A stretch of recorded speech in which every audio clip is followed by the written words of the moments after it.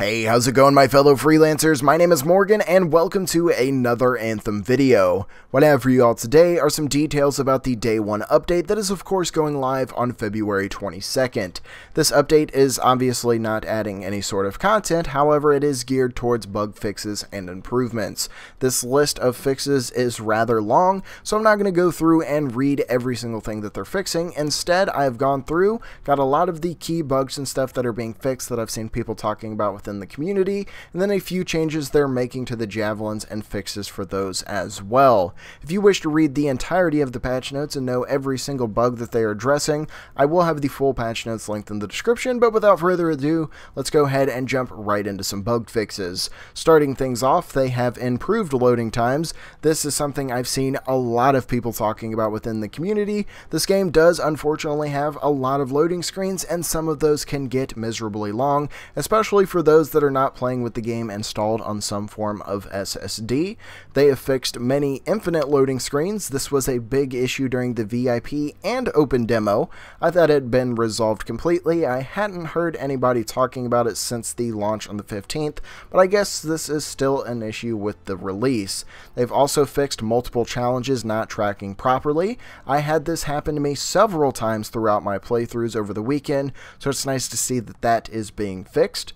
They have a number of issues that have been fixed that were causing players to disconnect or crash. Another huge thing that was affecting not only myself, but my friends as well, and I'm sure many of you that were in the game over the weekend. Hopefully this is the last of these type of issues, but only time will tell. They also have weapon and gear now have numbers present for modifiers. I don't think I really encountered this bug throughout the time that I played, but that doesn't mean it doesn't exist, so it's nice to see that that has been addressed. And then loot now properly drops for players who are down. For those of you that don't understand this, if you were playing any of the strongholds or anything, the boss would drop loot at the end, but if you were downed, you would not get any loot. It was very unfortunate. It happened to me, it happened to several of my friends, and I know a few people in my Discord were talking about this as well, so it is nice to see that that has been addressed so quickly. These are the key bug fixes that we have with this update. This is not all of them, but these are the ones I've seen a lot of people talking about, or things that I deemed important. So we're going to jump on over to some changes and stuff to the Javelins that are going to be a part of the Day 1 update. So first up, the Colossus Javelin is now able to activate its shield more quickly after using an ability or firing a weapon. The Storm Javelin now reacts to getting hit when its shields are up. I don't know exactly what they mean by that. Maybe it's some sort of indicator like, hey, damage is coming from this way. We'll have to see exactly what that means. They have fixed an exploit that allowed the Storm's ultimate attack to be used more times than intended. Any time that I was in free play in a higher difficulty, if there was a Storm in the group, they were abusing this. I saw it everywhere, so it's nice to see that this is being fixed, given it isn't really hurting anything. It's not how the game was meant to be played, so it's nice to see that squashed before the full release. The Colossus Javelin can now shield and revive at the same time.